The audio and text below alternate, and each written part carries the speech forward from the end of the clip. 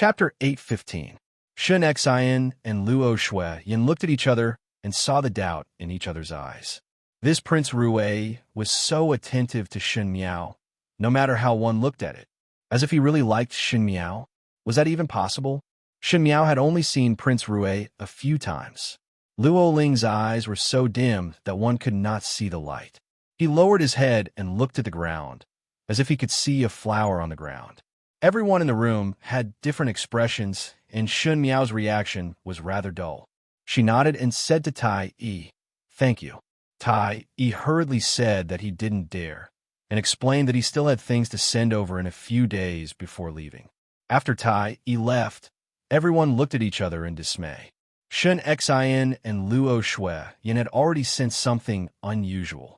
If one were to say that Prince Rui's aim was to sow discord between the Shun family and the imperial family of Mingqi, or to make the Shun family unable to be used by the imperial family of Mingqi, then when the imperial edict came down, Prince Rui's aim had already been achieved. Since he had achieved his goal, nothing else mattered. Why was there such a big lineup? No matter how much money there was, it would not pressure one's hands. Unless the Great Liang's treasury was small and could not pile up the money, then they would impatiently run over to Mingqi and hand over this monstrous wealth to the Shun family as a dowry. Wasn't that unnecessary? It was Shen Shui who noticed this point and said angrily, "This Prince Rui is a weasel paying respects to a chicken and does not have any good intentions. Sending so many things, do you think that my Shun family is greedy for wealth?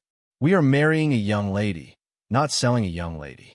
With so much money, who knows what other people will think of the Shen family?" Shun Xian and Luo Shui Yin were silent. That was true. Even the royal family would be envious of this betrothal gift, let alone the commoners. What was even more amazing was that these were sent over by Prince Rui of the Great Liang. Even those who had thoughts about these betrothal gifts did not dare to act rashly, and only dare to look at it. One did not know how many people were unable to sleep in the Ding capital at night. Especially Shun Xian's enemies. They would probably vomit blood. Luo Tan smiled and said, "No matter what, brother-in-law's generosity is much better than being stingy. If a man is willing to spend money on a girl, then that's a good man. Before marrying into the family, he has already given Biao youngest sister so many things. If Biao youngest sister were to marry into the family, she would definitely not be treated poorly in the field of food and clothing." Luo Tan had always been straightforward with her words and did not know how to conceal them. But when she said brother-in-law, it made the corners of people's eyes hurt. Shin Xian covered his head. "Where are we going to pile these things?" "That's right," Luo Shuiyin also said worriedly. "We can't store so many things in our house." There was not enough jewelry and antiques in the warehouse, and there were also furniture and fabrics. "Do you want to build a granary in the mansion to store things?" Shen Miao wanted to laugh when she heard it and said, "Did he not buy all those residences? After he leaves, those residences will belong to the Shun family. How about buying a few guards and sending some things over? Why don't you just stay in Prince Rui's residence?" Shun Xian shook his head. "Yanqing Lane is not a place we can stay in. That was where the relatives of the imperial family stayed. Who knew what outsiders would think if Shin Xian and the rest stayed there?" Thinking of Tai Yi's words, a flash of pain appeared in her eyes. He will leave after the end of the year. Jiao. After the end of the year, Shun Miao would go to the Great Liang. Everyone in the room became silent. Parting, especially between family members, was never a pleasant thing. When Shun Miao saw that, she was afraid that they would be sentimental and quickly changed the topic. Prince Rui had sent so many betrothal gifts. How will the dowry be calculated? Luo Tan was feeling a little thirsty and picked up the tea on the table to take a sip. When she heard that, she spurted out a mouthful of tea and sprayed it all over Luo Ling. But at this moment, she was not in the mood to care if Luo Ling's clothes were dirty and said, "Dowry? Heavens!" Chapter 8:16. Everyone in the Shun family felt as if they had been struck by a thunderbolt. Logically speaking, the amount of betrothal gifts that were given, the dowry in return would not be much different. Even though it need not be more than the betrothal gifts, it could not be too little. Otherwise, when a young lady went to the in-laws' house, she would be suppressed. If the dowry was very generous and even more than the betrothal gifts, it would be glorious when one married over. Thus, the more favored the young lady married, the closer the amount of dowry and betrothal gifts. Not to mention that Shen Xian doted on his daughter, but this dowry. Prince Rui had given so many betrothal gifts to the Shan residents. If one wanted a dowry, that was not much different. Even if one emptied the entire Ming Qi's treasury, there would not be that much. Prince Rui gave the Shan family a difficult problem. At night, Shan Miao sat under the lamp and could not help but want to laugh as she thought of Tai Yi holding a long list of betrothal gifts during the day. Xie Jingxing was really too reckless and actually wrote so many betrothal gifts. Shan Miao facepalmed. If others were to see this list of betrothal gifts, one feared that the Shan family would be envied by everyone in Ming Qi. However, this list of betrothal gifts would definitely be found out by others, and it was only a matter of time. It was just that one did not know if Emperor Yongle knew that Xie Jingxing had written such a long list. Thinking about it, Shan Miao felt somewhat sad. In her previous life, when she married Fu Xiu-yi did not give such a generous betrothal gift. Not to mention the imperial family. There was not even a betrothal gift from an official's family, and it could only be considered as ordinary. At that time, Fu Xiu-yi said that the residence of Prince Ding was poor and he was simple in nature, so he did not want to do it wantonly. Thus, Shan Miao believed it. Shen Xian and Luo Shueyin were afraid that she would be wronged and took out more than half of the Shen residence's harvest as her dowry. Those dowry were all given to Fu Xiu-yi. If Fu Xiu-yi wanted to win over this and that, he would need to use money to buy people's hearts. She meticulously calculated every single cent, and some of the old antiques and paintings in the Shen residence were also taken by her to be exchanged for money. Now thinking about it, after being married to Fu Xiu-yi for so many years, it was always her who brought the entire Shan family out, and Fu Xiu-yi had never returned anything. Although matters of the heart depended on one's own willingness and did not ask for anything in return, as time passed, one's heart would be bitterly disappointed. Especially after ascending the throne, Fu Xiu-yi's generosity towards Mei Furen and Fu Sheng was like a slap to her face. Now that she was married to Xie Jingxing, she did not know what kind of feeling she had in her heart. She was moved, but it was not as passionate as in her previous life, like a moth flying into a flame. But Xie Jingxing had given her something that was beyond her imagination. It made people look forward to this marriage. The window was knocked twice. Shan Miao looked up and saw Song Yang pacing outside, so she opened the window. When Song Yang saw her, he first bowed to her and said, "Young foreign, master let this subordinate bring you over." Shan Miao was stunned, but in the blink of an eye she nodded her head. All right. Coincidentally, she also had something to say to Xie Jingxing. It was different from the first time. This time, when Shan Miao came to the residence of Prince Rui, it was considered to be a lot more familiar. It was still Song Yang who carried haystacks everywhere for Shan Miao to climb the walls. He was thinking in his heart that next time he might as well break through all the walls and save the trouble. When Shan Miao arrived at the residence of Prince Rui, when the servants of Prince Rui's residence saw her, they all stopped what they were doing and respectfully greeted her. "Young foreign." "Shan Miao," Song Yang said cheerfully, "Young foreign, everyone likes you very much." Shan Miao only felt somewhat embarrassed, and her heart was filled with mixed feelings. When she was led by Song Yang to the rear courtyard of the residence of Prince Rui, she saw a snow-white fur ball rushing towards her from afar and happily bit the corner of her clothes. Chapter 8:17. There was a lazy voice that sounded in the night. "Jiao Jiao, come over." Shan Miao looked up and saw Xie Jingxing leaning on the tree with his hands folded across his chest, looking at her with a smile that was not a smile. One did not know who the white tiger at his feet was calling out to. Shan Miao walked towards him, and the white tiger happily followed. This white tiger's temperament was one of familiarity. They had only met a few times, and Shan Miao had never teased it before, but it actually shook its head and tail affectionately towards her. If one did not know, One would have thought that this white tiger was raised by Shen Miao. She stood beside Xie Jingxing and asked, "Why did you look for me?" Xie Jingxing raised his eyebrows. "To cut clothes." "Cut clothes?" Shen Miao was suspicious, and before she could continue asking, Xie Jingxing suddenly reached out and pulled her into his embrace and gently hugged her before letting go. His movements were too fast, and it was just a short moment from the hug, making Shen Miao hold her breath and did not know what to say. If she were to continue speaking, it would seem like he was haggling over every ounce. If she did not continue, it would indeed be taken advantage of by him. Xie Jingxing said, "With your temper, most likely you will not obediently embroider wedding clothes.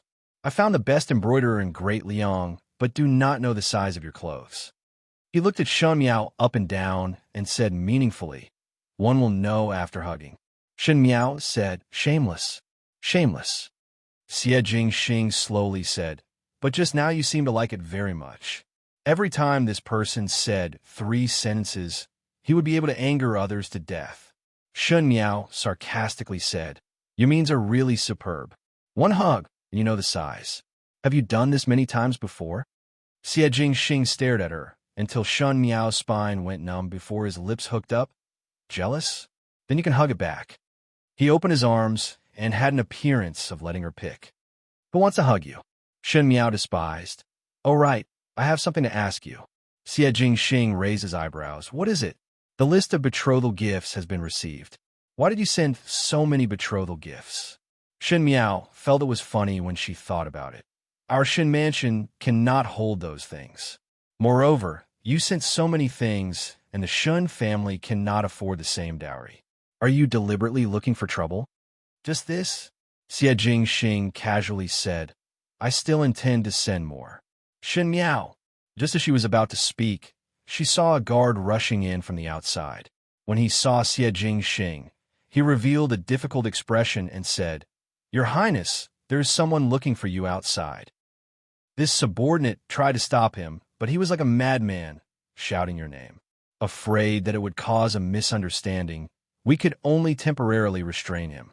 "So," Xie Jingxing asked, "it is the eldest young master of the Su family, Count of Pingnan, Su Mingfeng." The guard said. Shen Miao suddenly raised her head. In the front hall of Prince Rui's mansion, there was a young man who was tied up. He was almost tied up like a dumpling, and there was a piece of rag in his mouth. He stared angrily at the guards and struggled in vain. This person was Su Mingfeng. Su Mingfeng had already sent people to monitor the residence of Prince Rui for a long time, and even the Shun mansion and the princess residence were also monitored. The longer the investigation, the deeper the suspicions in Su Mingfeng's heart. He suspected that Prince Rui was the dead Xie Jingxing, even though this conjecture was ridiculous. But as time went by, this idea did not disappear but became more and more ingrained. Xie Jingxing and Shen Miao had some relationship, and now Shen Miao was betrothed to Prince Rui. If Xie Jingxing was Prince Rui, then everything would be clear. Su Mingfeng had a kind of obsession with Xie Jingxing that others were unable to understand. After all, that was a childhood playmate that he grew up with.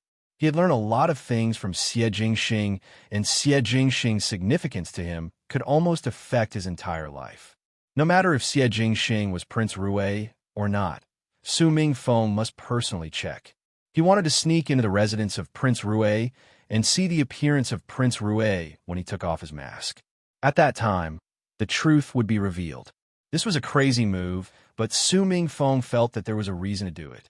He was not stupid enough to directly go in himself, but let his own people create a diversion to lure the guards of the residence of Prince Rui, and then he would take advantage of the chaos to sneak in. But Su Mingfeng did not expect that the guards of the residence of Prince Rui were so smart that they caught him in an instant. There was some frustration and more disappointment. At this time, Su Mingfeng was thinking that since he had already been caught, it was not worth it to not recognize the facts. So he struggled with all his might and even reported his background, hoping to attract the attention of Prince Rui. Just as he was thinking, a bearded person dressed like a guard walked in from outside and stopped in front of him. Su Mingfeng's heart could not help but tighten. The bearded person gave a look to the surrounding people, and immediately someone came over to untie him and remove the cloth in his mouth. Master wants to see you. Follow me. Chapter 8:18. Su Ming Feng followed the bearded guard, and along the way, the servants of the residence of Prince Rue cast a scrutinizing gaze at him, which made Su Ming Feng feel somewhat uncomfortable. But after thinking about it, the matter had already come to this, and there was no chance to turn back. Anyway, Prince Rue had already offended, and if it was not true, at most he would apologize. No matter what, in Ming Qi's territory, Prince Rue would give some face to the officials. Su Ming Feng started to feel perturbed again. Prince Rue did not even put Emperor Wenhui in his eyes, so how would he put a small young master of the Su family in his eyes? Moreover, now that the Su family no longer entered officialdom, to Emperor Wenhui, there was no place in the residence of Ping Nanbo that was worth putting in an important position. If something really happened, Emperor Wenhui would not offend Prince Rue for him. Fortunately, there was still a second young master of the Su family, Su Minglang, in the residence of Ping Nanbo. If something really happened to him, the Su family would not have no descendants. But if Prince Rue were to vent his anger on the Su family, what would happen if the entire residence was implicated? Along the way, his imagination ran wild, and Su Mingfeng's back gradually broke out in cold sweat. He did not even know that the bearded guard had brought him to the destination. It was until the bearded guard reminded him, "Young Master Su, we have arrived." Su Mingfeng then suddenly recovered to his senses. This was the backyard of the residence of Prince Rue, and there was a pond in the courtyard. In the winter night, the wind from the pond was very cold when it blew on one's body. Vaguely through the lanterns hanging on the branches, one could see a stone table in the garden, and there were two people sitting at the stone table. It seemed to be a male and a female, but one could not see it clearly. Su Mingfeng subconsciously looked at the bearded guard, and the bearded guard said, "His Highness is waiting at the front and will leave first." Finishing, he did not wait for Su Mingfeng's reply and turned to leave. Su Mingfeng looked at the back of the bearded guard and thought that the guards of the residence of Prince Rue were actually so arrogant. It was no wonder that Prince Rue had that kind of conduct. What kind of master would have what kind of subordinates? Since Prince Rue was not respectful to Emperor Wenhui, the guards of the residence of Prince Rue were also not respectful to the guests. Thinking about it, it seemed that only the little marquis of the residence of the Marquis of Lin and Xing would act so unscrupulously in the Ding capital. Thinking of Xing, Su Mingfeng's heart jumped again. He looked at the two people in front of the stone table and paused for a moment before finally striding towards those two people. When he got closer, he then discovered that there was a furry white animal lying under the table. Initially, when Su Mingfeng saw that figure, he thought that it was a cat, but when that little cat-like thing heard his movements, it turned its head and roared out, revealing its sharp white teeth. It was a tiger. Su Mingfeng thought that there was actually a tiger raised in the residence of Prince Rue. Even though it was a little tiger, this Prince Rue was really special. Thinking of this, he felt that Prince Rue and Xing were not very similar. Su Mingfeng walked to the front of the stone table, and Prince Rue's back was facing him. So the first thing that Su Mingfeng saw was the female seated. That female had delicate features and was graceful and dignified. When the familiar gaze looked over, Su Mingfeng cried out involuntarily, "Shen young lady." It was actually Shen Miao. "Shen young lady, why are you here?" Su Mingfeng could not help but ask. Young Master Su is really meddling too much. A casual voice sounded, and there seemed to be a touch of displeasure. This Princess Wangfei is in one's residence. What is wrong? The four words "one's residence" almost made Shen Miao unable to continue drinking her tea. She smiled at Su Mingfeng and nodded her head. "Gentleman Su." Su Mingfeng's gaze then landed on Prince Rue, who had his back facing him. He was doing it lazily, but his posture was unexpectedly tall and slender. With the weak light from the lantern, one could see the fine golden thread that outlined the smooth lines on his collar. Chapter 8:19. Your Highness Prince Rue.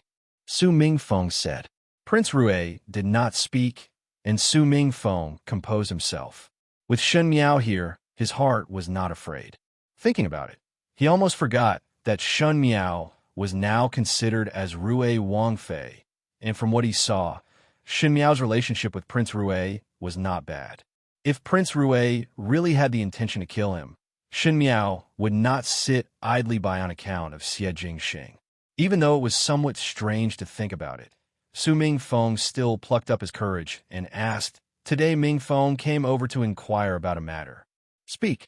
The more simple Prince Rue said, the more Su Mingfeng's heart was in a mess. He said, "Your Highness Prince Rue is very similar to an old friend of Mingfeng, but that old friend had disappeared for many years." Mingfeng boldly. He made up his mind and said, "Mingfeng boldly pleads your Highness to take off the mask and let Mingfeng resolve the doubts in my heart." Finishing this sentence, Su Mingfeng lowered his head and waited anxiously for the other party's reply. After a moment of silence, there was a voice that rang. It was still a faint voice that did not seem to care. It was low and deep and pleasant to listen to, but every word was like 1,000 caddies that smashed into Su Mingfeng's ears. Prince Rue asked, "The old friend that you mentioned, is it called Xie Jingxing?" Su Mingfeng's heart moved, and there was a burst of ecstasy in his heart, but he forced himself to calm down in a blink of an eye. Prince Rue had stayed in Mingqi for a few months, and Xie Jingxing's name was not small and could be considered as a hero in Mingqi. He and Xie Jingxing were childhood friends, and perhaps someone had told Prince Rue about this matter. He said, "Yes, Xie Jingxing is dead." There was no joy or anger in Prince Rue's voice. "You said that he disappeared?" "Everyone said that he died in the northern Jiang, and I have seen the corpse with my own eyes." Su Mingfeng smiled bitterly, "But I am not willing to believe it. Now that His Highness has appeared," Mingfeng knew that this condition of his was rude and unreasonable, but there are always some things in this world that one must do their best to complete. Facing Prince Rue, Su Mingfeng did not hide anything. He looked at Prince Rue's appearance, and it seemed that he was not a person who pestered endlessly and seemed to be somewhat reasonable. Perhaps she would be moved by his words and treat him especially kindly. The white tiger on the ground gave a low whimper, and Prince Rue stood up from the stone bench. He turned around, and half of his mask glowed coldly in the wind. Su Mingfeng then discovered that Prince Rue was actually half a head taller than him when he stood up. Xie Jingxing was half a head taller than him. At that time, he was a young man dressed in fresh clothes and loved to compete with one another. Su Mingfeng had begged Su Foreign to fill half a bowl of rice for him every day, hoping that he could be better than Xie Jingxing. At that time, Xie Jingxing was still rather contemptuous and said, "You want to become the second Su Minglang?" Time passed in a trance. It seemed as if nothing had changed. However, the blue seas turned into mulberry fields. In the end, everything was over. Shen Miao wanted to speak, but stopped. Prince Rue said, "You want to see this prince's face?" Su Mingfeng nodded his head. Prince Rue stretched out his hand to cover the silver mask and slowly took it off. His eyebrows were slanted to the temples. His peach blossom eyes were filled with affection. His nose was sharp, and the lazy smile on his lips was almost the same as yesterday. His appearance had changed slightly, from a beautiful and mischievous youth to a mature, devilishly handsome young man. But at the end it was still him. Xie Jingxing's lips curled up as he smiled, and said in a disdainful tone, "Stunned from looking?" Su Mingfeng suddenly felt that his eyes were a little sour. He went forward and suddenly punched Xie Jingxing's shoulder, just like what they often did in the past. His mouth scolded, "Scoundrel, always deceiving the heavens and even deceiving me. There is no loyalty." Chapter 820. Shen Miao could not hide the astonishment in her heart. She really did not think that Xie Jingxing would so easily take off his mask in front of Su Mingfeng and admit his identity, just like in the past in front of Princess Rong Xin. Even if it was one's loved ones, good friends, or best friends, when faced with a sudden change in identity, there would not be any understanding. The more precious the feelings, the more one should not easily test it, because if the result of the test was not something that one could bear, it would be a kind of deep and indelible torture to oneself. If it was Shun Miao herself, perhaps she would not be so straightforward. After all, she did not dare and did not have the courage to accept an unknown result. On this point, she was not as decisive as Xie Jingxing. He was indeed very clear about what she wanted and what she did not want. He forced himself and did not even give himself a chance to hesitate. You, how did you become Prince Rue? Su Ming Feng patted his chest. Just now I was still thinking that if Prince Rue had the intention to kill me, one would only lose one's life here. He said, now at least one's life is spared. But his tone was filled with uncontrollable excitement. Xie Jingxing looked at him and said, after 2 years of not seeing you, you have become more and more stupid. Su Ming Feng waved his hands. I knew that you did not die. A scourge lasts for 1,000 years. A person like you should live for 8 to 10,000 years. He sighed again. If it was not that Princess Rong Xian came to look for me that day, and I saw the tiger head bracelet on young Lady Shen's hands, one fear that you would still be kept in the dark. You do not intend to see me anymore? He said angrily with some anger from not being trusted. Xie Jingxing shrugged his shoulders. Exactly. Su Ming Feng was flustered, but he was often bullied by Xie Jingxing in the past, so he was not angry at this moment. He only said with some doubts, it seems that young Lady Shun had long known of your identity. He smiled and looked at Shan Miao before saying meaningfully, at the beginning I felt that something was not right. Now it can be considered that you have gotten what you wished for and have hidden very deeply. Shan Miao, what exactly do you want to say? Xie Jingxing said impatiently. I still have things to say to your sister-in-law. Shan Miao and Su Ming Feng were shocked by the word sister-in-law at the same time. Su Ming Feng looked at Shan Miao and said, since you are still alive, why did you not tell me about it for these 2 years? Moreover, it seems that Princess Rong Xian is suspicious of your identity. Why did you not take the initiative to tell her, and also your father? Su Ming Feng. Xie Jingxing interrupted his words. I am Prince Rue of the Great Liang. The courtyard fell silent. Shan Miao sighed, slightly in her heart. One would have to come to this step. With Xie Jingxing's identity, it was destined that no one would stand on his side in the Ding capital. No matter who it was, when they saw Xie Jingxing's true identity, they would always think of the name of treason. No matter what the truth or difficulties were, no one cared. All they cared about was results and deception. Princess Rong Xian loved Xie Jingxing like her own son, but at the end she could not avoid being on guard and deceived. When Su Ming Feng saw that his old friend was reborn, he was naturally wild with joy, but after a short period of joy, the truth would eventually be revealed. That was when human nature was the most naked, the most cruel, and the most painful. Su Ming Feng looked at Xie Jingxing in puzzlement and asked, what are you talking about? Oh yes, you have now become Prince Rue. Was it that something happened at the northern Jiang battlefield, and you had no choice but to do it? This Prince Rue's identity is indeed noble, but it is not a solution in the long run. You have to, I am Prince Rue of the Great Liang.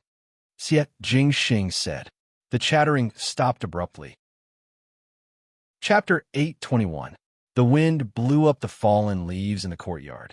The white tiger had already curled up in the shack that was built for it to rest. In the starless and moonless night, there was only a faint light from the lantern. Su Ming Feng's gaze was uncertain as he asked hesitantly, what is the meaning of this? My real identity is the Great Liang's Prince Rue, not the son of the residents of the Marquis of Lin and Xieding. Xie Jingxing lightly said, it is not a stopgap measure. Impossible. Su Ming Feng blurted out. You and I have known each other for more than 10 years, and we're together since childhood. How can I not know that you are the Great Liang's Prince Rue? The heir of the Xie family died at birth, and the real heir of the residents of the Marquis of Lin and is already dead. Xie Jingxing said, it is not me. Su Ming Feng looked at Xie Jingxing in a daze. His words were somewhat chaotic, as if he himself was unable to differentiate some things. Your meaning is that from the beginning you are not the son of the Marquis of Lin and someone swapped the crown prince with you, and you have been living in the Ding capital till now. but you are actually not a Ming-Chi person. You are a Great Liang person, and you are the Great Liang's Emperor Yong, Li's younger brother. You are a prince of the Great Liang. How is this possible? This is simply impossible. His words suddenly paused when he saw Xie Jingxing's expression. That familiar, handsome face only had a look of indifference. Su Mingfeng understood Xie Jingxing. When Xie Jingxing was talking about serious matters, he did not like to repeat it, and when he was impatient, he would often have this expression. What he said was true. Su Mingfeng could not say what kind of feeling he had in his heart at this moment, as if it was blocked by a ball of cotton. The joy of seeing an old friend for the first time had completely disappeared. What was left was only emptiness and some inexplicable anger. He asked, "When did you know your identity?" "From memory," Xie Jingxing answered. Su Mingfeng took 2 steps back. "From memory?" he asked. "You knew that you were a Great Liang person long ago?" Xie Jingxing was noncommittal. Shen Miao sighed in her heart. Why did Xie Jingxing need to be so honest? In fact, the more he said, the more Su Mingfeng felt that he was being cheated. Sometimes it was easier for oneself and others to accept some lies. But Shen Miao asked herself honestly, if it was her, she would also be as honest as Xie Jingxing. There was no need to lie to people who were very close to him. Sure enough, it was just as Shen Miao expected. After Su Mingfeng heard Xie Jingxing's answer, his expression became extremely complicated. After the surprise and suspicion, it was like the anger of being betrayed gradually surged up. He sneered and asked back, "Oh, then why did you come back now? Could it be that you see that Ming-Chi is not as good as your Great Liang and still want to have an ambitious foot in here?" His words were so harsh that even Shen Miao could not help but cast a sidelong glance. But one's heart was clear that when an outsider looked at a chess game, one would be able to see it clearly. Su Mingfeng suddenly knew so many secrets and would definitely not be able to accept it. Towards the people who were close to one side, people would always hurt them easily. So what if I am? But Xie Jingxing was not one to be humble. Not only did he not stroke Su Mingfeng's hair, he even calmly admitted it. Shen Miao wanted to speak, but after thinking about it, she gave up. A true gentleman did not speak when watching a chess game. Today she would just treat it as watching a show. Su Mingfeng was indeed angrier as he roared at Xie Jingxing. Today I finally know what is called a traitor and what is called a white-eyed wolf that cannot be tamed. Originally, I thought that you were not close to the Marquis of Lin and Xinxiang because of Princess Yuqing. But now it seems that it was you who wanted to draw a clear line with them. You are not the son of the Marquis of Lin, but you enjoy everything in the residence of the Marquis of Lin and with a clear conscience. Even the 2 Shu sons of the Xie residence are not as good as you. You keep saying that Princess Rong Xian is your relative, but you deceived her and made her feel pain every day because of the news of your death. You treat me as a brother, but concealed your identity for so many years. One fear that there is a reason for you to be on good terms with me. Chapter 822. You do not like Ming-Chi and do not like the Ding capital. But that is after all the place that raised you. The grace of birth is not as great as the grace of upbringing. You enjoyed everything that Ming-Chi gave you, but turned back to take drastic measures to be the Prince Rue of your Great Liang. Your Great Liang is rich and the people are strong. Your Great Liang army is strong, but you abandoned everything in Ming-Chi for glory and splendor. Xie Jingxing, you are heartless and you are a vile person. You are not worthy to be an official, not worthy to be a D-son, and not worthy to be a brother. Scram back to your Great Liang. Enough. Shen Miao suddenly stood up and interrupted Su Mingfeng's words. Su Mingfeng's words were just too hurtful. She turned her head to look at Xie Jingxing. Without the mask on his face, Xie Jingxing's expression could be seen clearly. He was not angry and did not smile. He only calmly looked at Su Mingfeng. It was as if the person that Su Mingfeng was talking about was not him, and it was also as if he did not care about Su Mingfeng's words. Shen Miao's heart suddenly had a few waves. She looked at Su Mingfeng, and a ridiculing smile floated on her face. Oh, young Master Su seemed to be filled with righteousness and couldn't wait to uphold justice. Unfortunately, your so-called white-eyed wolf, in my view, you are also the same. Xie Jingxing was startled. Su Mingfeng was also angry with Shen Miao. What did you say? Say that you were a white-eyed wolf. In Shen Miao's previous life, when she was fighting with Mei Foreign in the inner palace, naturally there was no lack of verbal sparring every day. In terms of ridiculing people, even though she was not outstanding, she had learned a lot of things from Mei Foreign. She smiled gently and was dignified and steady. The more it was like this, the more it set off Su Mingfeng's rudeness. Her voice was gentle like the wind and drizzle, but every word and sentence were merciless. Before accusing others, it is best to look at yourself first. Gentleman Su feel that Prince Rue is a white-eyed wolf, and that Prince Rue is using you. I would also like to ask Gentleman Su, in the beginning in the residence of the Count of Pingnan, how much did Xie Jingxing help you? Ever since you entered officialdom, you did not know how to socialize and socialize. It was Xie Jingxing who paid for you, and when you wanted to learn martial arts, Xie Jingxing helped you hire a martial arts master. When His Majesty wanted to suppress Pingnan Bo Fu, it was he who reminded you, advising Pingnan Bo to retreat. If it was not so, do you think that there is still a residence of Pingnan Bo in Ming Qi's Ding capital? I'm afraid the grass on his grave is already 10 feet high. You said that Xie Jingxing used you and befriended you for other purposes?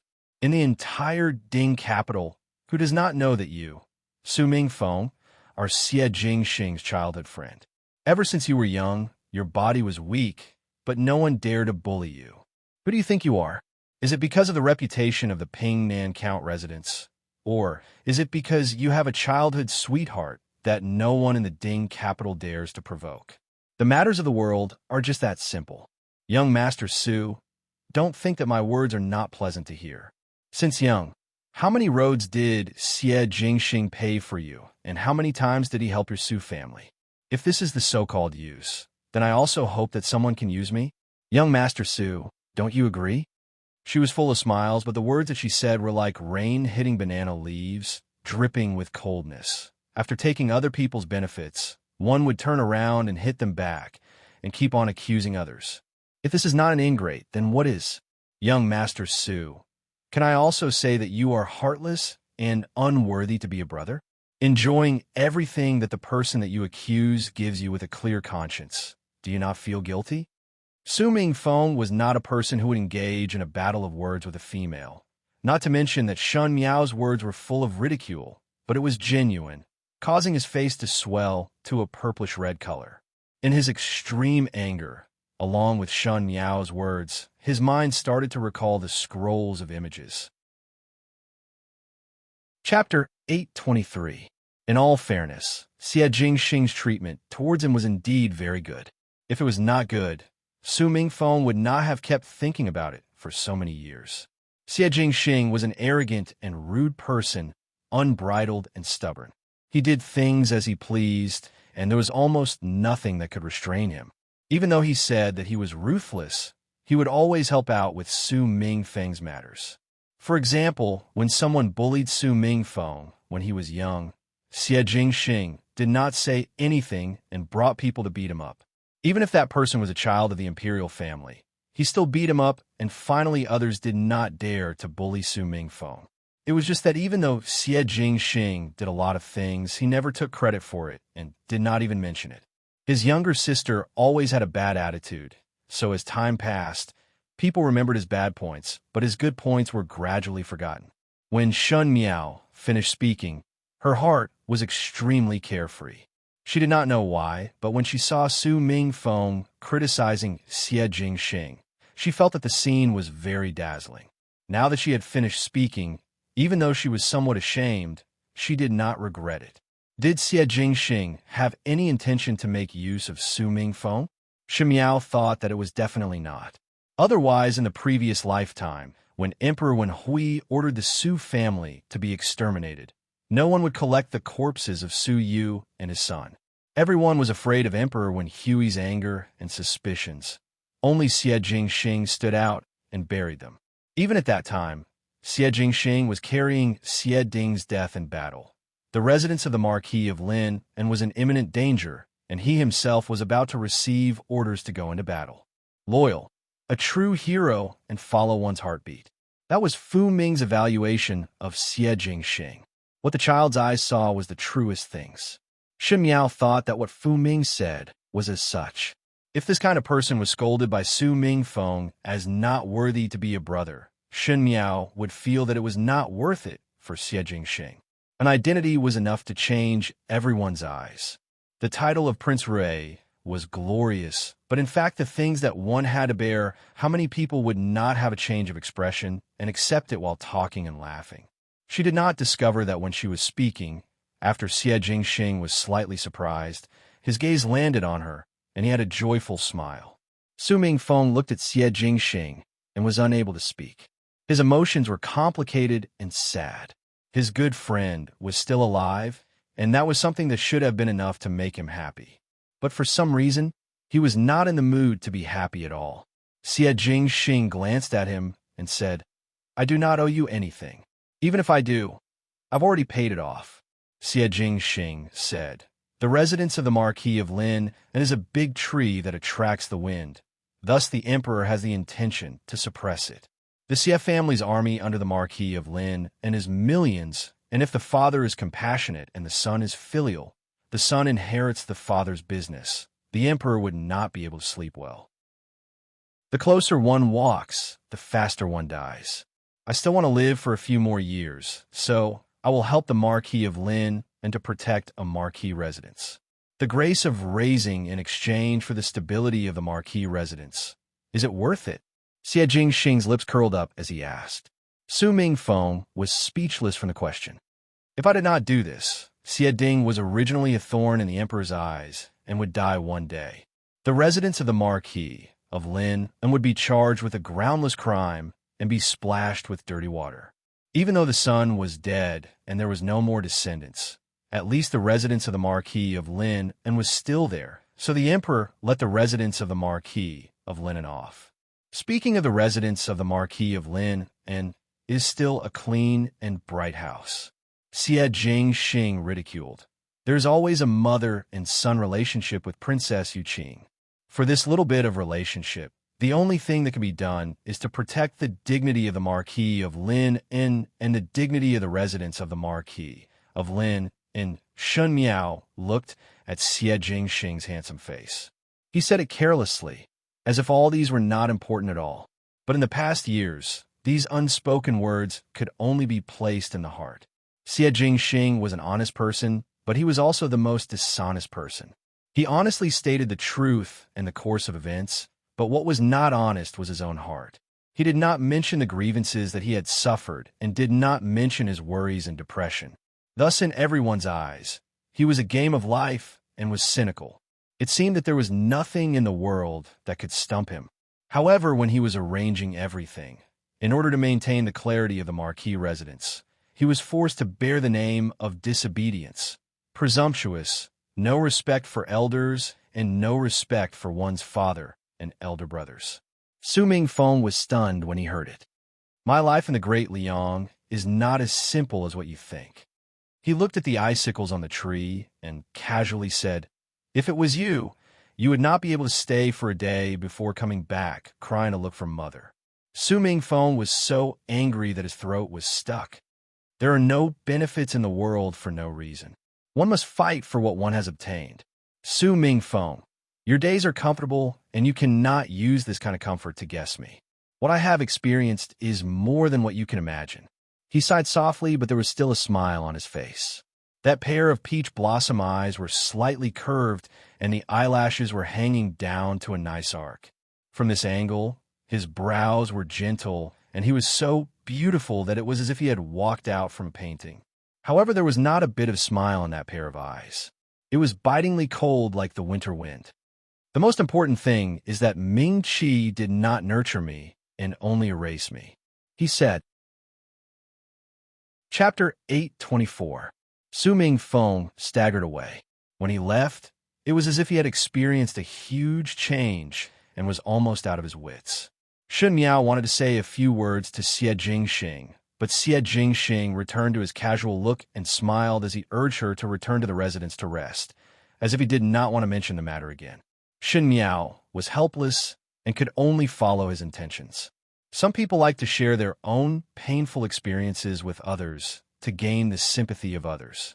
However, the things that really made one sad were not willing to share it. Recalling it once was like stabbing a knife into one's heart.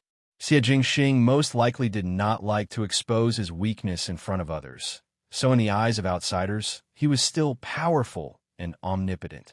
But Shen Miao was able to hear something from his sentence. The most important thing is that Ming Qi did not nurture me and only erase me. Until they returned to the Shen mansion, Shen Miao's heart was thinking about this matter. What was the meaning of Ming Qi only erasing Xie Jingxing? What floated in Shen Miao's mind was the matters of the past lifetime.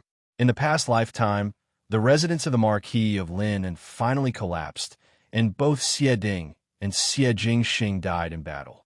The remaining Xie Chong Chao and Xie Chong Wu were promoted, and Madame Fang's status also rose. In this lifetime, even though the three sons of the Xie family were gone, at least Xie Ding was still around. As long as Xie Ding was still around, the residence of the Marquis of Lin was not considered to have collapsed. If Xie Ding had the heart to remarry at this age, it was possible to have another son. Even though it looked miserable, but as compared to the past lifetime, it was much better. What was the difference between this lifetime and the past lifetime? It seemed to have started from 2 years ago. In the past lifetime, Xie Jingxing did not go to the northern Jiang 2 years ago, but a few years later. The time was brought forward, and it seemed to have caused some things to change. So what was it that caused Xie Jingxing to make this decision? Was it because of herself? Shen Miao pondered. But what did Ming Qi push for? In the past lifetime, when Shen Miao knew about the matters of the Xie family, she sighed and lamented. She had once suspected that the imperial family was involved in the matter, but was not willing to delve into it. Other than being a scoundrel, the Xie father and son were not loyal to the Ming Qi. If it was because of guarding against the overshadowing of the Lord, then the imperial family would be too heartless. But now, this conjecture resurfaced in his mind. Assuming that the imperial family targeted the residence of the Marquis of Lin and right from the start, the Xie father and son would die in battle, and the residence of the Marquis of Lin would be burnt to ashes. This was the ending that the imperial family had prepared for the Xie family. Then, because Xie Jingxing took the initiative to request to go out to battle, the royal family's plan was brought forward. The imperial family fulfilled their wish of letting Xie Jingxing die in battle, but at this time, Xie Ding was still alive. Not only that, Xie Ding still had 2 sons, so the imperial family's ambition towards the residence of the Marquis of Lin had not disappeared. Fortunately, Xie Ding was unable to recover after Xie Jingxing's death.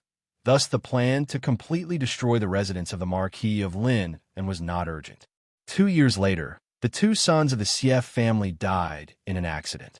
From then on, Xie Ding had no chance of making a comeback. There was no harm in keeping him alive. The royal family changed their previous plan and even took the initiative to appease him. This was to show the royal family's benevolence and sympathy for their subjects. If one were to say that Xie Jingxing had already expected everything that would happen in the future, then the expedition 2 years ago was not done recklessly. Just like what he said to Su Mingfeng, this was the only way to protect the residence of the Marquis of Lin. But these were all Shen Miao's own thoughts, and no one knew what the truth was. She was thinking that she should find an opportunity to ask Xie Jingxing. In the past lifetime, she did not want to delve into it, but in this lifetime, she was very curious. Chapter 825. This night, Shen Miao's thoughts were heavy, and Su Mingfeng was suffering. Naturally, there were others who were not in the mood to sleep. In the residence of Prince Ding, it was brightly lit throughout the night. Fu Xiu sat on the high seat and looked at the subordinate who came to report and slowly asked, "Su Mingfeng went to the residence of Prince Rue?" The subordinate said, "Exactly." After coming out, the air of the Count of Ping then seemed to be stimulated and was in a daze. Fu Xiu waved his hands, and the subordinate withdrew. The advisor by his side came forward and asked. The heir of the Count of Ping, Nan went to the residence of Prince Rue in the middle of the night. Could it be that he had a private relationship with Prince Rue?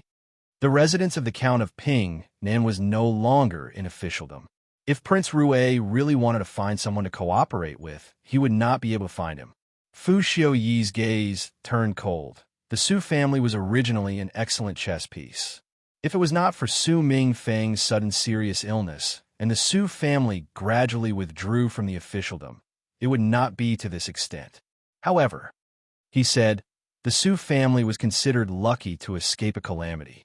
The advisor said, speaking of which, the illness of the heir of the Count of Ping, Nan, was really strange. Because the heir of the Count of Ping, Nan, was ill, the Count of Ping, Nan, resigned and now gradually retired. There was almost no news of them in the Ding capital. Fu Xiaoyi laughed. Could it be that you think that Su Mingfeng was really ill? Seeking your highness guidance. Su Mingfeng and the residents of the Marquis of Lin and Xie Jingxing are close friends. Fu Xiaoyi said, it was strange that the Su family suddenly withdrew from the officialdom, especially Su Mingfeng. At that time he was flourishing, but suddenly fell seriously ill and did not even fight for it and directly resigned. He said that he would not live for more than a few years. You see, 2 years have passed, and is not Su Mingfeng still living well? The residents of the Count of Ping, Nan, was clearly putting their own interests first and retreating bravely. Naturally, there was someone reminding them. The residents of the Count of Ping, Nan, and the residents of the Marquis of Lin and have always been on good terms. Other than the reminders of close friends, others would not meddle in other people's business. But, the advisor asked in puzzlement, the residents of the Marquis of Lin and Xieding, why was it Xie Jingxing who reminded them and not Xieding? Xieding cannot even protect himself. Fu Xiao, he drank a mouthful of tea. Xieding is arrogant and arrogant. Relying on his outstanding military achievements, he repeatedly acted presumptuously in front of Imperial Father.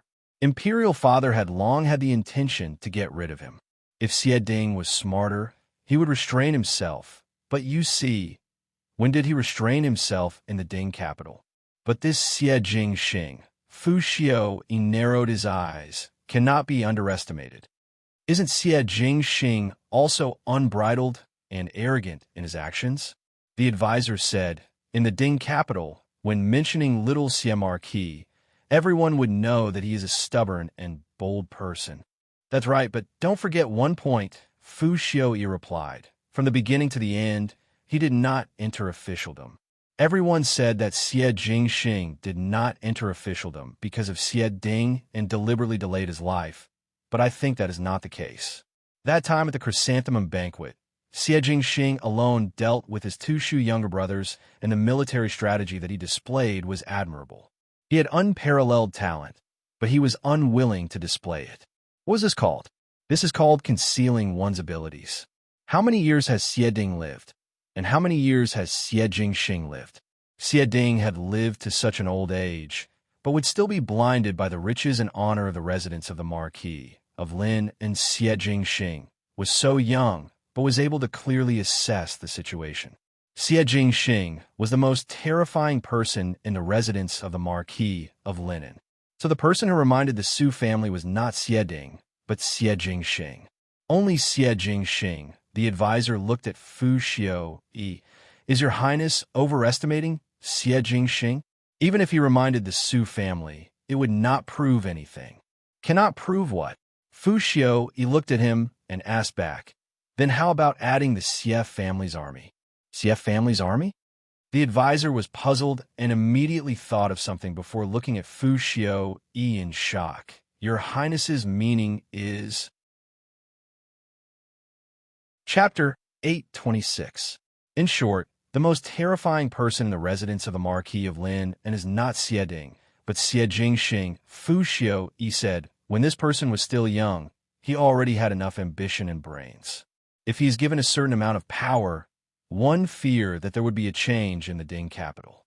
With him around, this bone of the residence of the Marquis of Lin will never be bitten off. Fortunately, Xie Jingxing is already dead. When the advisor heard Fu Xiaoyi's words, he heaved a sigh of relief with lingering fear. The current residents of the Marquis of Lin and would not be able to create any waves. That's right, Fu Xiaoyi said, for dangerous enemies, it is always necessary to kill them before they grow up. However, he changed the topic. What I am curious about now is why would Su Mingfeng and Prince Rui mix together? Not only that, the advisor continued his words. Princess Rong Xian also seemed to be investigating Prince Rui. Su Mingfeng's people even went to the Shun mansion to guard, as if they were monitoring Fifth Shenyang ladies' every move. Princess Rong Xian is also the same. Su Mingfeng, Prince Rui, Princess Rong Xian, and Shun Miao. Fu Xiaoyi said, these few people must have a special relationship, especially Shun Miao and Prince Rui.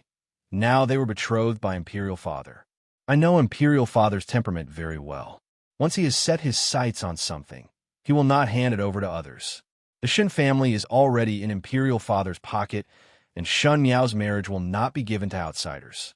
How would he bestow her to Prince Rui as a Wang Fei without rhyme or reason? No matter how one looks at it, it is not a good deal for Ming Qi. Your Highness means, the advisor muttered. This marriage must have been initiated by Prince Rui. Not only that, Prince Rui must have used some method to force Imperial Father to make this decision. Fu Xiaoyi suddenly smiled strangely. Don't you find it strange? Previously, I suspected that Prince Rui and Shan Miao seemed to have an unusual relationship, but felt that Prince Rui was not one who would change the plans of the world for a woman. But now it seems that I was wrong. Prince Rui indeed had other thoughts towards Shan Miao. That's why he racked his brains to get an imperial edict. Nothing happens for no reason in this world. Su Mingfeng and Princess Rong Xian had never left the Ding capital before, so it was impossible for them to know Prince Rui. But their attitude towards Prince Rui seemed to be somewhat familiar.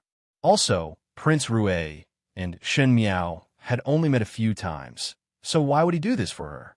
Could it be that Prince Rui had come to Ming Qi before? The advisor turned pale with fright. Your Highness's meaning is that Prince Rui had been to the Ding capital before? You've seen them before, and you're even friends with them? Of course I can't do it openly. Fu Xiaoyi smiled. Perhaps we were deceived in the beginning, or perhaps Prince Rui was living in the Ding capital with the identity of a Ming Qi person. Otherwise, why would he wear a mask this time? One heard that everyone in the imperial family of the Great Liang are astonishingly beautiful, so why does Prince Rui dare not show his true face to others? I think his face must have been recognized by us. The advisor was silent. He seemed to be shocked by the news and could not speak. Fu Xiaoyi smiled again. But these are just my own guesses. I can't be sure now. There is no harm. I have already sent people to continue guarding. It is just that now one is looking forward to Prince Rui's secret. He paused for a moment and suddenly thought of something before asking, how is Pei Lang now? The advisor was startled and recalled for a moment before saying, he still refuses to let it go. Fu Xiaoyi's smile continued. Just do not let him die. He continued, these people that the Shun family found, each and every one of their bones are really hard. It makes one envious. Chapter 827. The advisor's entire body turned cold when he heard it, but did not dare to say anything more and respectfully retreated. Another few days passed by. The Shun family finally accepted the fact that Shun Miao is about to marry Prince Rui. Since the marriage had been set, the marriage invitation was sent and the list of betrothal gifts was also given. The female side would have to show a little importance to this marriage. Even though Shan Xian and Luo Shui-yin did not approve of Shun Miao's marriage to Prince Rui, but if one did not prepare well, others would think that they did not value Shun Miao. Fighting with his last breath, Shan Xian was not willing to let others look down on his daughter. It was just that the list of betrothal gifts that Prince Rui sent over was really shocking, so the amount of dowry to prepare became a problem. Both Shan Xian and Luo Shui-yin were military officers and had outstanding military merits in the early years. Thus, they received a lot of rewards. Both of them were not in the Ding capital all year round, and other than the portion that was given to old Shunforen, there was almost no movement. There were only 2 children in the residence, and Shun Xian and Luo Shuiyin did not favor anyone, so everyone split it in half. Actually, it was considered extravagant. But in the 2 years in the Shaochun city, they had invested a lot of money into the Luo family's army. Thus, the Shun family's wealth was not as solid as before. The only thing to blame was the list of betrothal gifts that Prince Rue sent over. Even during the Shun family's heyday, it was hard to catch up to it.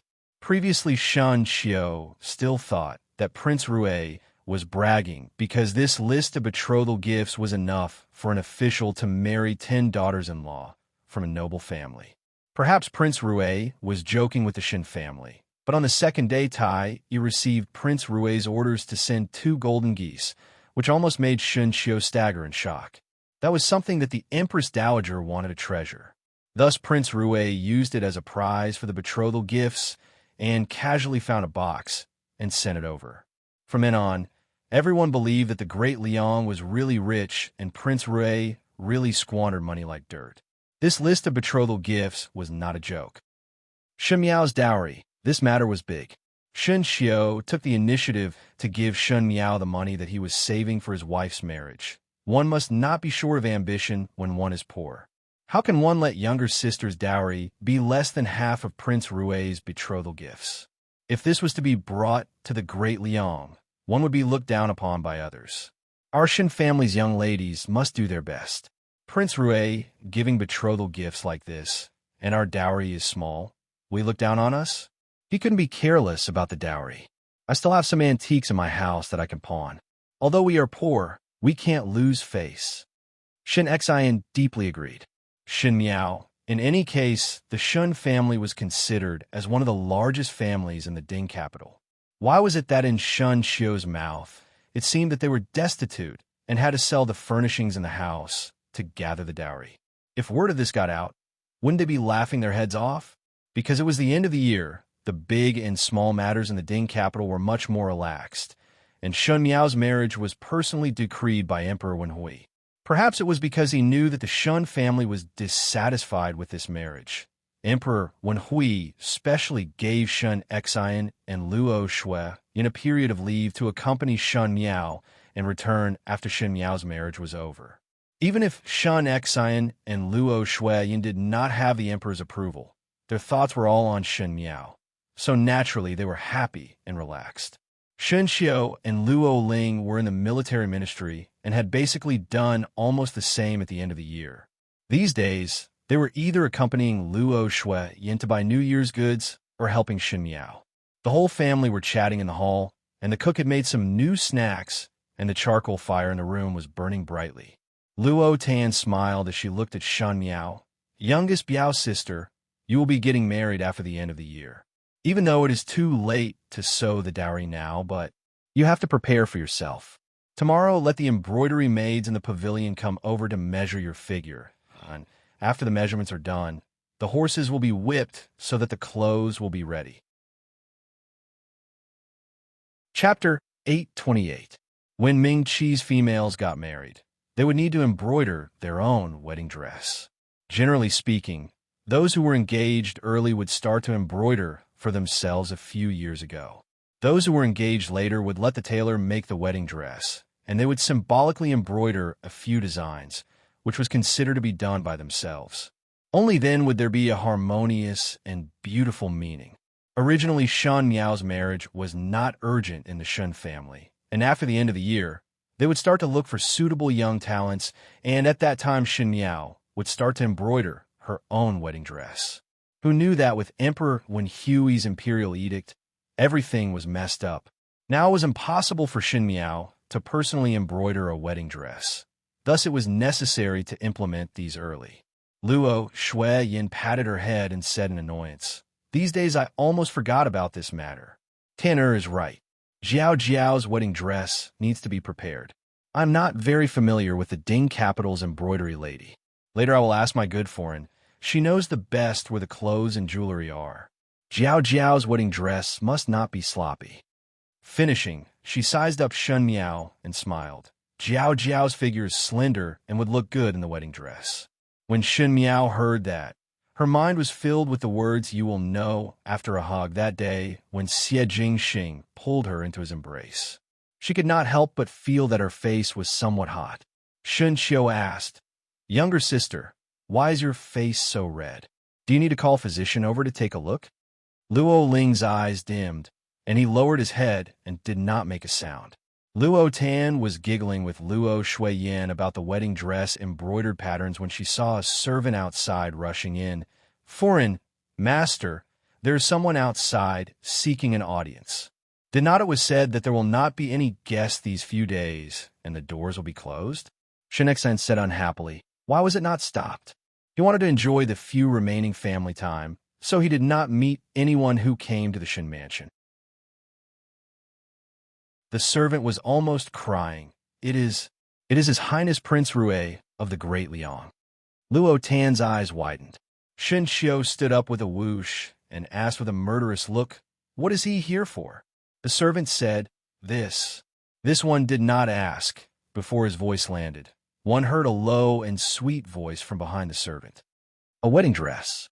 A tall and straight figure walked out from behind the servant.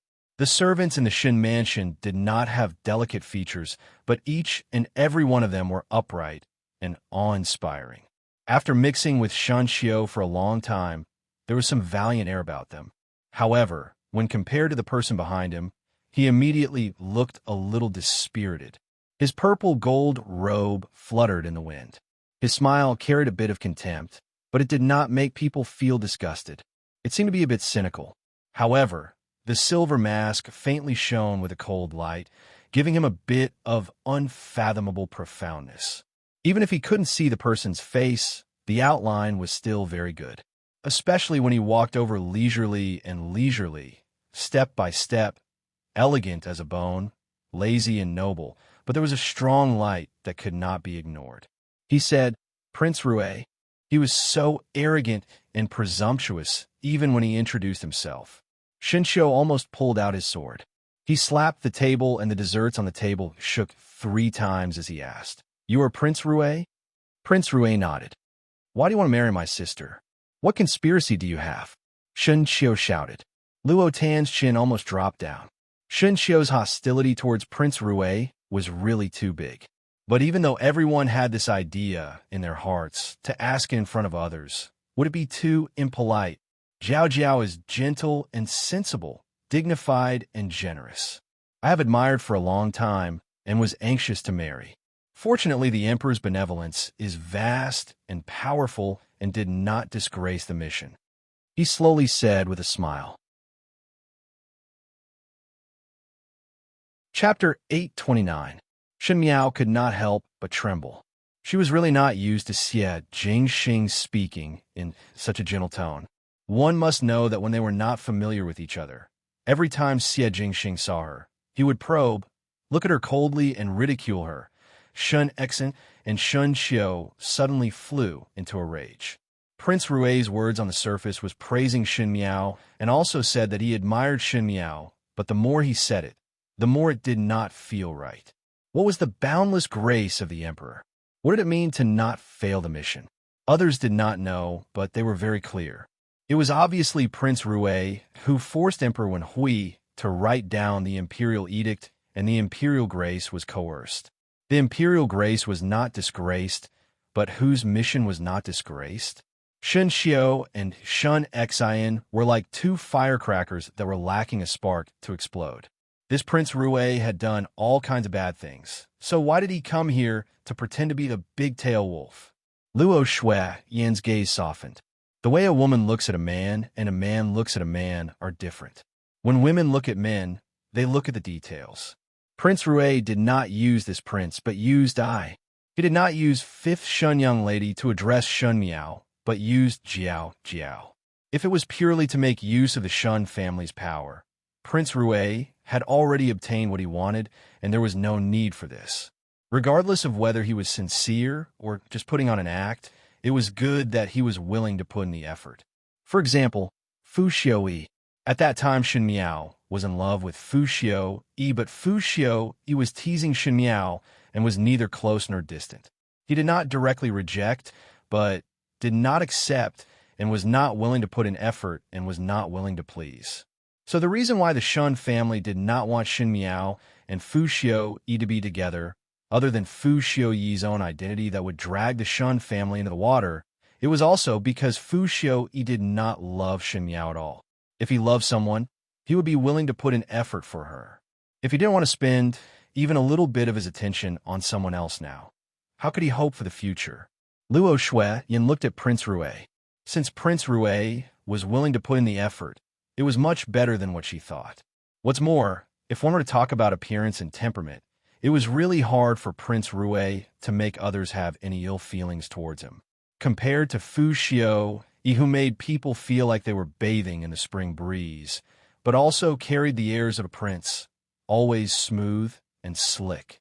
Prince Rue, this person, was unbridled and lazy in his actions, but one could see that he had some genuine temperament. This kind of true nature came from the royal family, which was even more precious. Luo Shueyin hoped that the husband that Shun Miao would marry would not face Shin Miao with a false face. She said, "Your Highness Prince Rue, my name is Yuan. Courtesy name Jingxing." Prince Rue said, "Foreign can call me Jingxing." Shin Miao almost choked on her tea. Luo Shueyin was a little surprised. The people of the royal family were very particular about rules. Even blood brothers had to pay attention to this and that. The people of the Great Liang were considered as very noble guests in Ming-Chi, especially Prince Rue, who was the younger brother of Emperor Yonglu. One did not think that he would let others call him by his courtesy name. Only those who had a good relationship would allow others to call them by their given name. Luo Shueyin's gaze towards Prince Rue became even more gentle as she said, "Jingxing, take a seat first." She then instructed Jing Zhe serve the tea. Shin Xiao and Shan Xian looked at Luo Shueyin in shock and could not understand why Luo Shueyin would be so good to this Prince Rue in such a short period of time. When Luo Ling, who was at the side, saw this, he sized him up. "Jingxing, Luo," Tan suddenly spoke. "Isn't this the name of the heir of the Marquis of Lin and residence in the Ding capital?" Shin Miao held the teacup and felt somewhat powerless in her heart. Xie Jingxing was really audacious to the extreme. He actually dared to say his courtesy name here. Did he feel that since Su Mingfeng and Princess Ming already knew of his real identity, why not let more people know about it? Anything that was related to his identity would perhaps arouse the suspicion of others. Not only did Xie Jingxing not avoid it, he even came forward. Even though she was drinking tea, Shan Miao felt that she was almost drunk. Shun Xiao's heart was filled with indignation. Seeing that Luo Shueyin gave up her seat to Prince Rue and let the servants serve tea, he was already unhappy, and when he heard Luo Tan's words, he said, "Correct. Prince Rue, you definitely do not know who is the heir of the residence of the Marquis of Linen?" Prince Rue turned his head to look at him. "Oh, who is that?" "He is also called Xie Jingxing and is the eldest son of the Marquis of Linen residence. Others say that the South Xie and the North Shun, their Xie family, is a military aristocratic family that is on par with our Shun family. Xie Jingxing is the little Marquis of the Xie family, and he is a rare young talent. In the beginning, he was able to defeat a number of people with just one move. Not to mention his literary and military skills, he was also born with a handsome face. He can be considered as a young talent that everyone in Ming-Chi looks up to. Those who know of him would say good things about him." Shun Xiao sighed. Unfortunately, the heavens are jealous of talents and fell early in the northern Jiang battlefield. He changed the topic and looked provocatively at Prince Rue. "One do not know what is the feeling of your Highness Prince Rue to have the same name as such a person. That person is unparalleled in literary and military skills and has matchless looks. What are the chances of you winning?" Shin Miao, hearing Major General Shun's words, "It seems that you admire that little Marquis Xie a lot?" Prince Rue slowly asked. "Of course." Shin Xiao said it vehemently and did not care about Luo Shueyin's frequent winks at him. Instead, he saw Shan Xian's encouraging gaze and continued, He is the hero in my heart, and no one can replace him. Shen Miao face-bombed.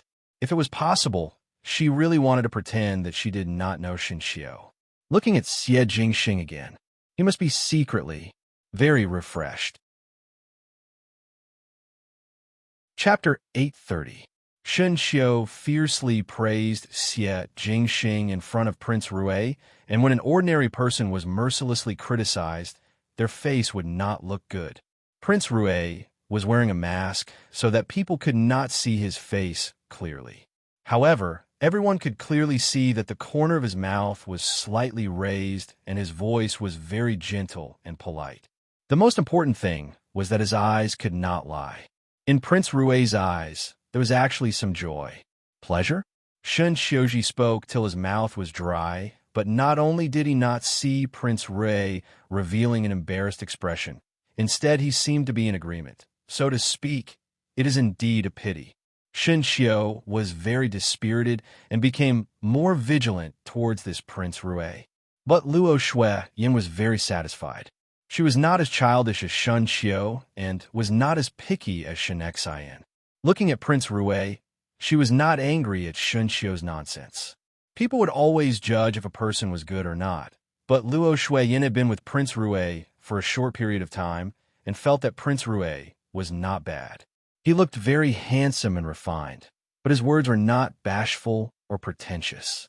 There was a kind of sloppy heroism about him that made people have a good impression of him. It was said that the more a mother-in-law looked at her son-in-law, the more satisfied she became. In Luo Shuiyan's mind, Prince Rui quickly took the lead. In Luo Shuiyan's heart, he was more steady than Su Ming Feng, more straightforward than the crown prince, more magnanimous than Feng Zixian, and more than Luo Ling. Luo Ling was one of them, so there was no need to talk about it. Not only was Luo Shuiyan satisfied with Prince Rui, Luo Tan was also very satisfied with her own brother-in-law. Her mind was filled with strange things and asked Prince Rui a lot of novel information about the Great Liang. This Prince Rui did not have much patience with Emperor Wenhui during the tribute banquet.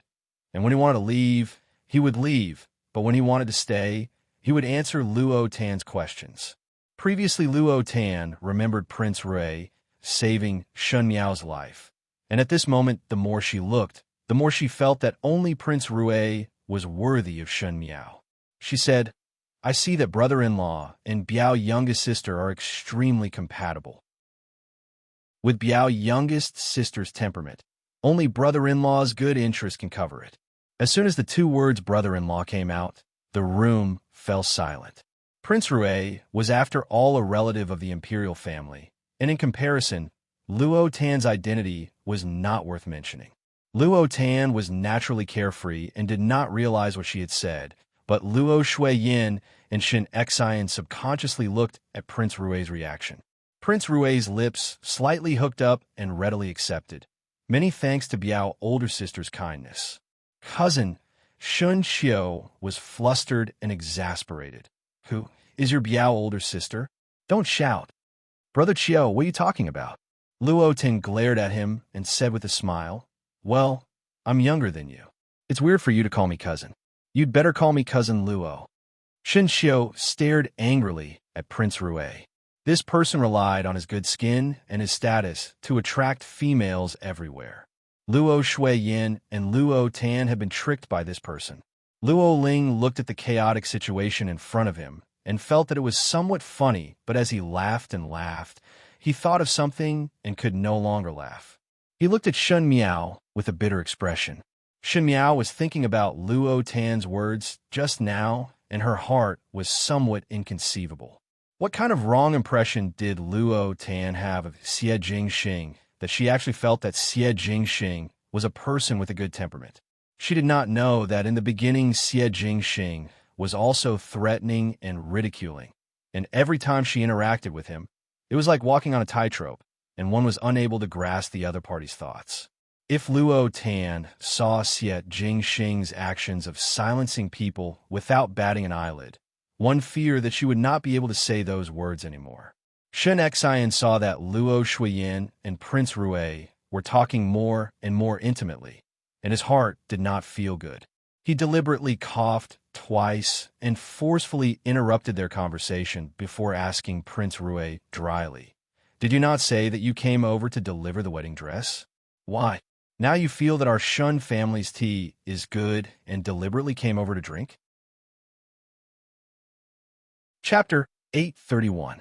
Luo Shuiyin heard that his words were not pleasant to hear and glared at Shun Xian before turning her head to Prince Rue and spoke in a gentle tone that she had not used a Shun Xian for decades. "Jing Xing, did you specially come over today to deliver the wedding dress to Jiao Jiao?"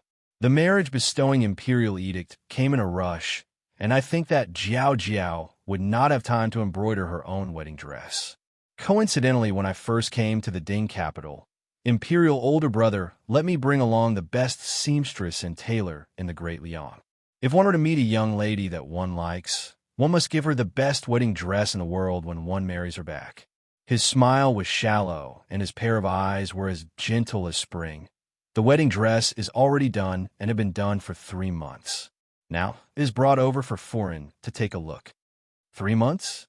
Shun Miao was surprised for a moment and suddenly remembered that a few days ago, when Xie Jingxing hugged her and said that he wanted to measure the dress. Now that the wedding dress was made 3 months ago, one feared that he already knew her measurements at that time. So why the need to do so much? Sure enough, he was just spouting nonsense again.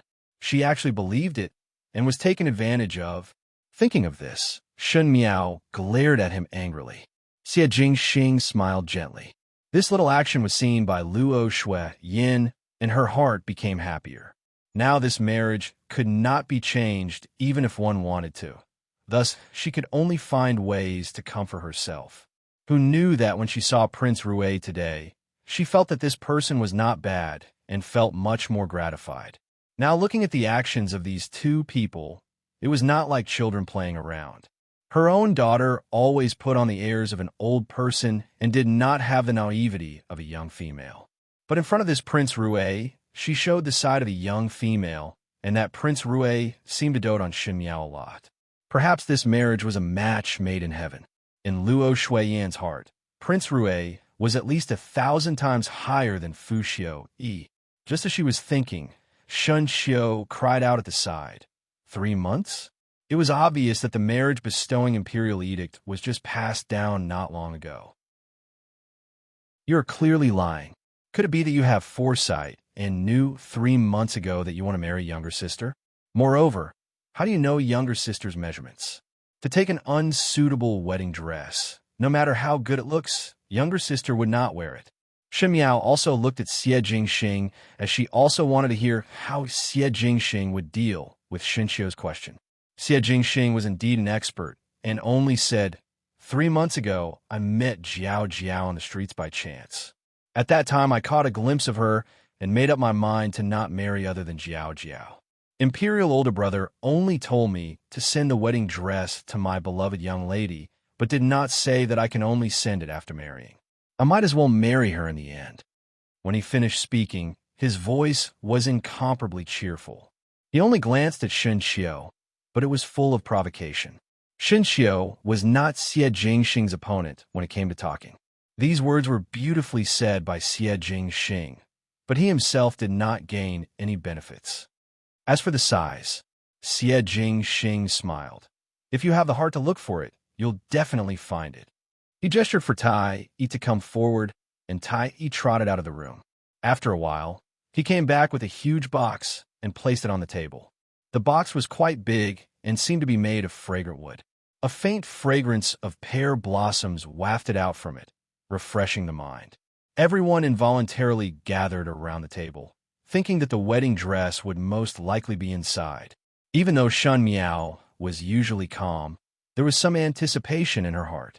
In the previous lifetime, the wedding dress was embroidered by her, so she was especially attentive to Fu Xiuyi's wedding. She also wanted to have a splendid and gorgeous wedding. After all, the most beautiful moment of a female's life seemed to be the moment when she was the bride.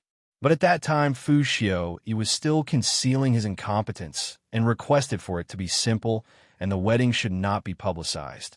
Thus, she could only put away her thoughts of wanting to be gorgeous and embroidered the wedding dress in a simple style with plain patterns. Chapter 832.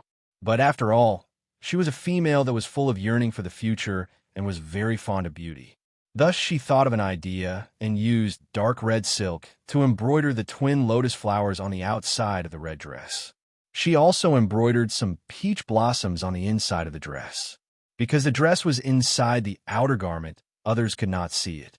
The twin lotus flowers on the red dress was also embroidered with red silk, so ordinary people would not be able to see it. The entire dress was of a plain and simple style. But her heart was very proud of her little trick. She thought that after the nuptial chamber at night, when husband and wife whispered to each other, she would let Fu Xiu guess and see if Fu Xiu could guess the pattern on the wedding dress. Fu Xiu would eventually see her clever and dexterous side and slowly fall in love with her. But at the end, when the lights were bright that night, she waited in the bridal chamber for the entire night until the red candles dried up and her heart turned cold, but she did not see Fu Xiu. In the morning of the second day, she was informed that Fu Xiu was drunk last night and stayed the night in the study. She did not sleep the entire night and had to enter the palace to pay respects to the emperor and empress. In a daze, she made a fool of herself and made Fu Xiu indignant. After giving her the cold shoulder for 2 to 3 months, Fu Xiu finally touched her. That wedding dress was the beginning of her pain. From the grievances of that night of marriage, her countless grievances started to cover the sky and cover the earth. Shen Miao had always felt that when one person treated another well, the other person's heart would be warmed up. Even if one did not like it, one would always be moved by the good treatment without any consideration of return. But there was such a kind of person who would enjoy everything that others gave them with a clear conscience, but would despise others for not doing well. That wedding dress, Shen Miao, and the other young female's happy and secret thoughts were finally not known by anyone. She wanted to ask, "Husband, take a good look at my wedding dress. Did you discover anything?" Even after using her entire life, she could not ask it.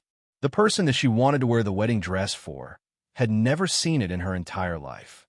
She was lost in her thoughts until Luo Tan's cry of surprise rang in her ears, pulling her back to reality. One saw Luo Shuiyin reaching out and slowly taking out the dress from the chest so that everyone could see it. His movements seemed to be very careful, as if he was afraid of breaking it. It was a very bright red, and the silk thread was extremely thin, as if it was made from thousands of thin silk threads interwoven into a brocade. Furthermore, it had been cut by the best embroidery master. A little more would be more, and a little less would be less. Within the bright red cloth, there were fine and dense golden sparks. It was unknown if the golden sparks were scraped off or something else, but the entire cloth seemed to be sparkling. The red robe was made of sea shark brocade. It was as thin as a cicada's wings and had a crimson glow around it. The embroidered red robe shone with a golden light, and the pattern of a dragon and phoenix was embroidered with 12 colored threads. The golden dragon was mighty, and the colorful phoenix was hazy. If one looked carefully, they would find that the eyes of the dragon and phoenix were decorated with tiny black gems. As for the dragon scales and phoenix feathers, they were cut into fine cat's eye stones, threaded with needle and thread, and embroidered stitch by stitch. The red dress and red pants were a single piece. The color was pure, it was made wide. However, when a breeze blew past, it was as if a celestial was moving, floating like a celestial. However, this was also done with care. There were also lotus flowers embroidered at the corners of the robe, symbolizing auspiciousness. There was no need to mention the xia pendant. There were filaments, inlays, carvings, dots of jade, and hundreds of pearls, which dazzled people's eyes. There was a pouch for grandchildren, a silver deposit, a demon-revealing mirror, and a heavenly official lock. The most attractive thing was still the phoenix coronet. The golden collar of the coronet was decorated with a ring of jewels. The edges were inlaid with gold bars, and the center was inlaid with 12 gems. Each gem was decorated with 6 pearls, and the gems were separated by flower beads. There were 6 fans, and each fan was decorated with a golden dragon, 2 jeweled flowers, 3 flower beads, and a string of beads hanging from the sides. Shen Xiao even foolishly counted. There were 100 colorful gems on the entire phoenix coronet, and countless red gems adorned the phoenix's eyes. Chapter 833. Luo Shueyin held the heavy phoenix coronet in her hands. She had an indescribable feeling in her heart. Even if Prince Rue was putting on an act, it was really too unexpected for him to be able to do this. This phoenix coronet was the dream of all the females in Mingqi and was not inferior to the Empress phoenix coronet. She anxiously said, "Jing Xing, isn't it a bit inappropriate for Jiao Jiao to wear this phoenix coronet?" The animal on the crown was a phoenix. The phoenix was the king of all birds. Only the queen or the princess could wear it. Even though Shan Miao married Prince Rue and was Prince Rue's consort, she was not at the level of a princess. The crown should be decorated with colorful pheasants. Prince Rue smiled, foreign rest assured. Imperial older brother knows about this phoenix crown. There are only 2 brothers in our great Liang imperial family. If Jiao Jiao marries into the imperial family, she will only be a member of the imperial family, nothing more than a phoenix. She can bear the responsibility. Shen Xian looked at Prince Rue thoughtfully. Luo Shueyin still wanted to say something when she heard Luo Tan call out, "Such beautiful embroidered shoes!" Luo Tan carefully took out an embroidered shoe from the bottom of the chest and held it in her palm. The embroidered shoes were very small, and they were also red. However, there were small phoenixes embroidered on the shoes. The shoes were small, so it was very difficult to embroider an entire phoenix, not to mention that the phoenix feathers were decorated with tiny gems. However, there was also a pattern on the soles of the shoes. There was also a lotus flower spreading out, implying that every step would bring forth a lotus. At the very top of the shoe were 2 round and large South Sea mermaid pearls. Shen Miao was slightly stunned when she saw it. Southern Sea mermaid pearls were very precious. Because the fishermen could only collect the pearls in the shallow waters, it was not easy to find the pearls in the deep waters.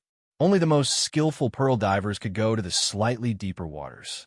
Even so, it was not easy to find such pearls.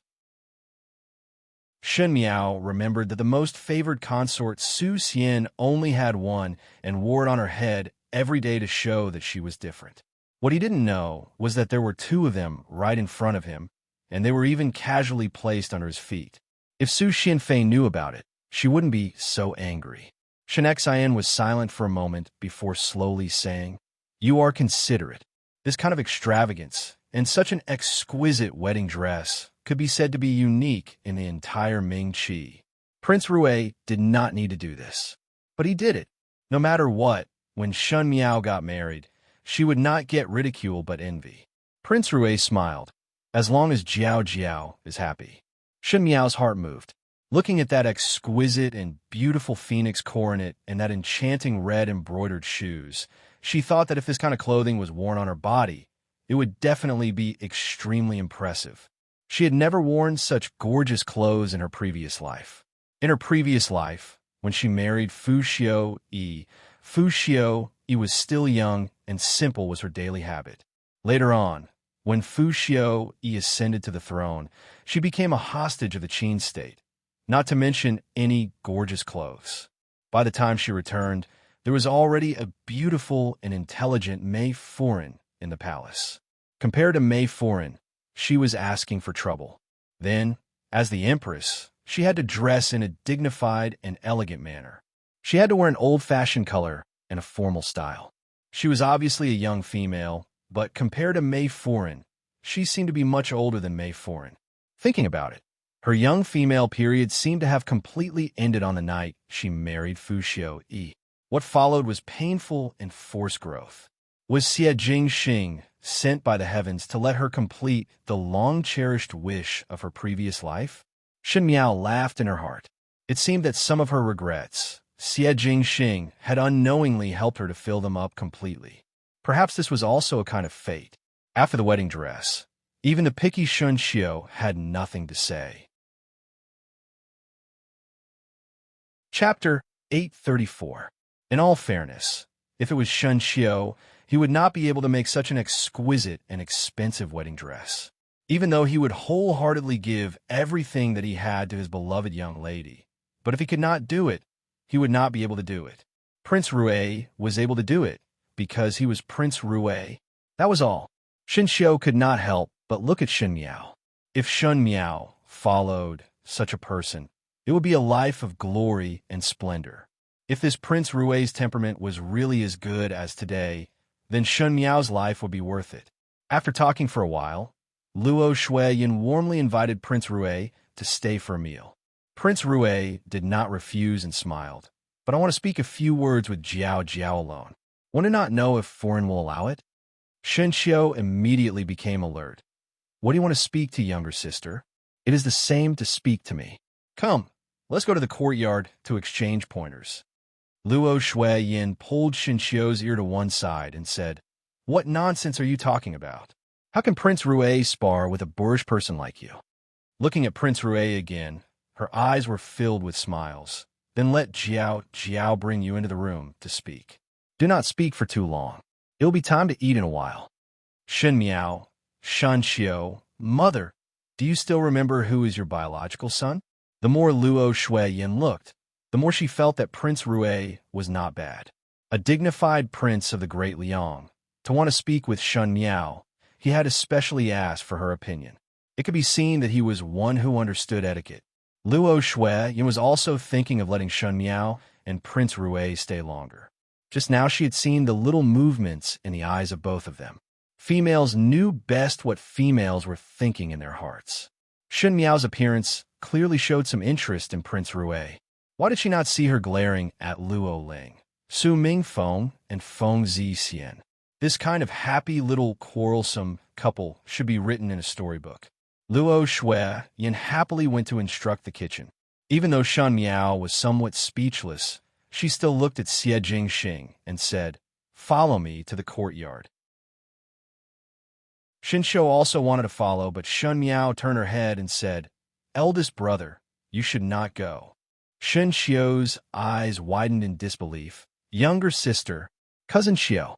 Luo Tan tugged at the corner of his clothes, a young couple whispering, What is a grown man eavesdropping for? She looked at the absent-minded Luo Ling. If you want to compare notes, then look for older brother Ling. Luo Ling recovered to his senses and smiled bitterly, but still said, If Biao older brother wants to exchange pointers, I will naturally accompany. This was the first time Shen Xiao was rejected by all the women in the room, and he felt extremely wronged. As Shen Miao's future husband, he naturally had to test him properly. How could he, just because of flowery words and a face that could not be seen, clearly deceived females into having good relations with him? Women were indeed easy to deceive. He looked at Shen Xian and said unhappily, Father, are we just going to let that brat off like this? Shen Xian lowered his head, and no one knew what he was thinking about. When he heard that, he looked at Shen Xiao. After the meal, spar with him and test his martial arts. Shen Xiao's eyes lit up as he rubbed his fists and said, Yes. As expected, Shen Xian was on the same side as him. He must let Prince Rue see clearly that it was not easy to marry the women of their Shen family. Shen Miao brought Xie Jingxing to her own courtyard. Bai Lu and Shuangjiang were outside with the young maids to tidy up the flowers and plants in the courtyard. When they saw Shen Miao bringing a grown man back, they jumped in shock. It was Gu Yu and Jing who greeted Prince Rue before the maids recovered to their senses and paid their respects. Shen Miao directly brought Xie Jingxing to her boudoir. She was not afraid of being seen by others, as it was not the first time Xie Jingxing came to her room. Every 3 to 5 days he would come over to drink tea and eat snacks. Thus she was familiar with the roads of the Shen mansion. When she turned back, she saw Xie Jingxing sizing up the surroundings and could not help but be sullen. It is not the first time. What is there to look at? Chapter 835. This is the first time entering from the main entrance. Xie Jingxing smiled and sat down in front of the table before looking at her. The feeling of entering from the main entrance is not bad. Shen Miao ridiculed. Are you complaining that you were not given a status in the past, and that you did not come properly? Intelligent. Xie Jingxing drank his tea. That is because you came by yourself. No one invited you. Shun Miao gritted her teeth. Xie Jingxing looked at her with a smile. Foreign treat me very well, and Biao, older sister, is also not bad. Shun Miao rolled her eyes in her heart. That was because they had not seen Xie Jingxing's brutal side. If they had seen it, they would not be so good to him. She asked, "What words do you have to say to me? The matter that you entrusted me to investigate. I have helped you to investigate clearly." Xie Jingxing said, "Investigate the matter?" Shen Miao was too busy these days and had forgotten to ask Xie Jingxing to investigate something. So she asked in puzzlement, "What matter?" Xie Jingxing's eyes flashed. News of Pei Lang. Shen Miao was suddenly enlightened. Thinking that there was no news of Pei Lang these days, she became really anxious and asked, "What did you find out? Did something happen to him? You are very worried about him?" Xie Jingxing raised his brows. "He is a person who works for me." Shen Miao frowned. "All right." Xie Jingxing shrugged his shoulders. "He is not very well now. Fu Xiao Yi seemed to have discovered his identity and locked him in the dungeon of the residence of Prince Ding, and tortured him to force him to tell the truth." Shen Miao's heart tightened slightly. "Is he still alive?" Fu Xiaoyi did not get the answer he wanted and would not let him die so easily. Xie Jingxing stared at Shun Miao after speaking. "You do not seem to be worried that he would betray you." "He will not," Shen Miao answered. Xie Jingxing frowned slightly. Shen Miao thought that Pei Lang, this person, even though he was too rational at times, so rational that he was unreasonable, but in terms of loyalty, no one could find fault with him. In his previous life, he worked for Fu Xiao Yi and had always been loyal to Fu Xiao Yi. Pei Lang was brimming with talent, and later on, Prince Zhou and the rest also wanted to pull him back from Fu Xiao Yi's hands. At that time, Prince Zhou and the rest had the upper hand and could give Pei Lang more than Fu Xiao Yi, but Pei Lang did not waver. Pei Lang was a very principled person, and this principle was above everything else in his heart. For example, in the previous life, he assisted Fu Xiao Yi, so he did his best to help Fu Xiao Yi sit firmly in this position.